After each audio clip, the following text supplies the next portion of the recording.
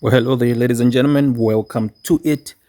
We are doing a chess review here. I just played with the Professor Passant bot on chess.com. Is rated 1200. I was trying out some things with the London system. I've been learning the London system, and so I just been practicing it. In this game, there were no brilliant moves, there were no great moves. I beat him on the best moves. He beat me on the excellent moves. Good moves were the same. Book moves 4 to 5. We both had one inaccuracy each. He had one mistake, had zero.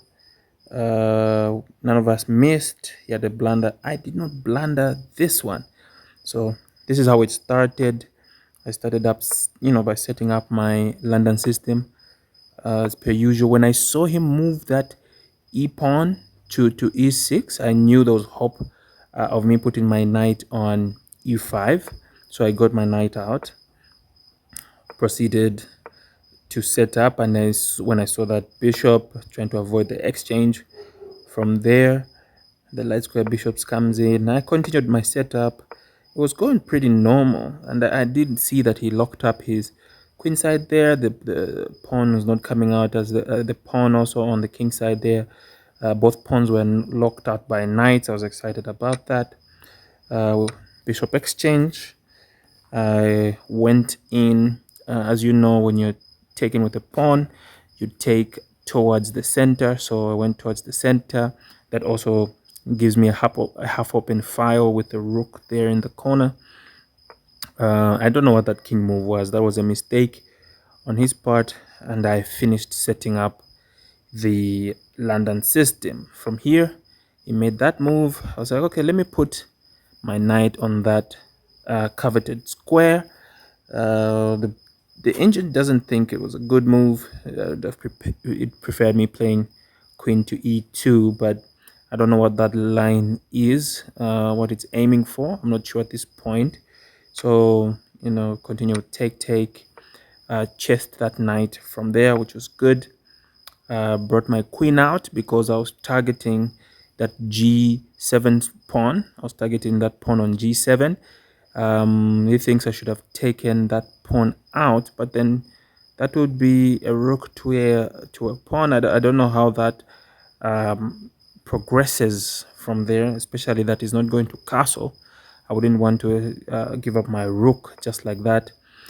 There's a blunder there. I'm not sure what that's about. Went ahead and took that pawn on g7.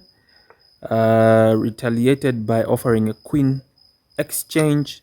Like, nope, I've locked the rook in. I'm taking that rook.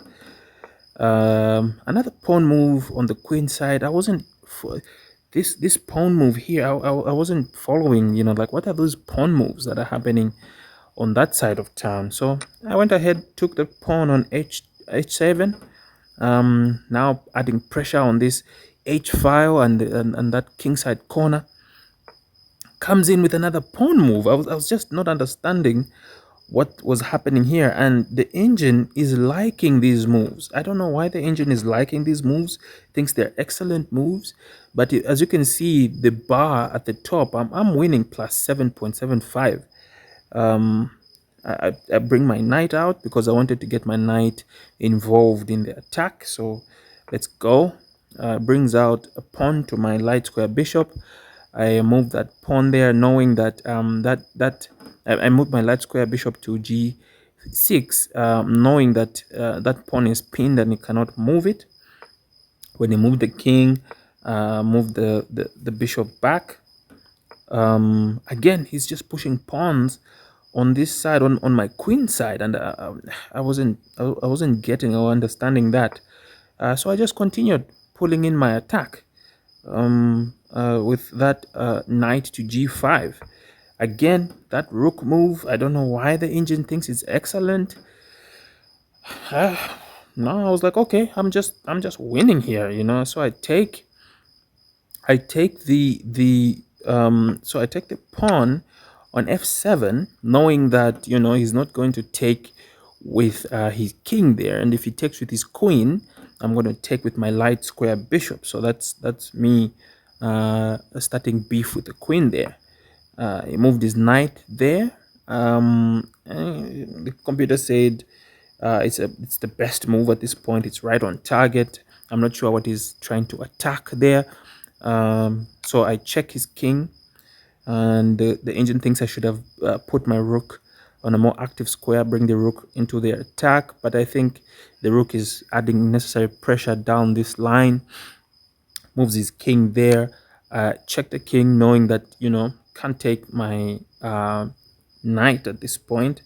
The engine thinks that's an excellent move, though it would have wanted me to play a3, pushing that last pawn on my queen side up, trying to attack that pawn chain on that side of the board. But I was so concentrated on this attack, and this is where my board vision, is poor, because hey, I'm just concentrating on the attack on his king side. I'm not thinking about what's happening on my queen side down this side. King moves there. I move the knight to this square. I move the knight to d6 because I know he's protected by that pawn, and I know he's guarding very important squares. e8, c8 guarded, and then f7 as well as f5 are guarded, as well as b5 and b7 are also guarded. c4 and e4 are all guarded. So I'm covering multiple squares here, and whatever whatever it does here, I know the king can't go there. The moment the queen steps into any one of those squares, I'm taking that queen. So this was like a great outpost from my knight here. Moves his knight there, and I'm thinking, okay, this is a great knight exchange. I mean, let's get these knights off the board. Minor pieces, let's get them off the board, and yeah, we do an exchange there. And so I'm thinking, okay, now how can I enhance my attack after this? So I moved my light square bishop to this, attacking that diagonal. I was just aiming on this diagonal here, as well as having sights on that h file, opening it up. At least now my queen is supported by that rook, and I'm ready to move the rook up if anything. Then he takes right on c3. He takes my pawn here on c3, which the engine thinks is a great move. So I take back. Now the reason I took back was because I was opening the b file, okay, and I thought, okay, since the king is moving towards his queen side, the attack needs to go over there. So I'm thinking I'm going to castle at this point, get both my rooks on the queen side, and mount an attack on that b file. That b file is wide open right now. So he moves his rook there, not sure what's going on. Again, there were some very sketch moves that Professor Passant was playing at this point. So I castle, hoping to get my rook into the game on that side of the board. He moves his queen to that spot. I'm like, okay, fantastic, check. So let's see how you like them apples. And it started, let's play a game. I take the pawn, knowing that that square is protected by my queen, and then it's a light square bishop exchange there. King moves, take and check. This is where those principles come in. First of all, look for a check. If you can't find a check, look for a capture. If you can't find a capture, look for a piece to attack. So check the king. If you can't check the king, find a piece to capture. If you can't capture, find a piece to attack. So I'm capturing as well as I'm checking. It's a great move. I think it's an excellent move. He brings his rook to defend the king. I don't want to give up my queen just yet. So I attack from there, and the engine thinks, this is the best move actually. Moves his king out of the way. Then, I attack the rook there. Moves his rook. Check the king. Moves the king. Attack the rook. And at this point, I should have attacked that b file. I think the engine is right here. I should have attacked that b file. The queen comes into play. I take the rook. This one was not really about queening or promoting that pawn.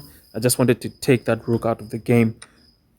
Takes with his queen there, and then I threaten the queen with my rook here, because that d file is wide open now. plays there. I'm thinking, he's aiming for a queen sacrifice. I'm not going for a queen sacrifice. I'm using this queen to attack. Moves the king there. Move my rook onto that b file. Remember that b file was open, wide open for attacks here. Moves the king out of the way. Then I pin his queen to the king there. What move are you going to make? Takes my rook there, moving with a check, picking up that free queen. Well, it cost me a rook anyway. So picked up that queen, moved in the corner, and then I moved in with the checkmate. That's how I beat Professor Passant. When you look at our summary of the game, I played like 1,800. I cannot believe Professor Passant played such a weak game, causing me to be a temporal genius here. At least in my world, I'm rated about 1,100. So this was a fantastic game for me. He played like a 1,150. This is around my rating. I would have been playing like that. So the opening was rated at an accuracy of about 97%. His opening also 97.5. My middle game 91, and his middle game was questionable. We didn't get into a proper end game.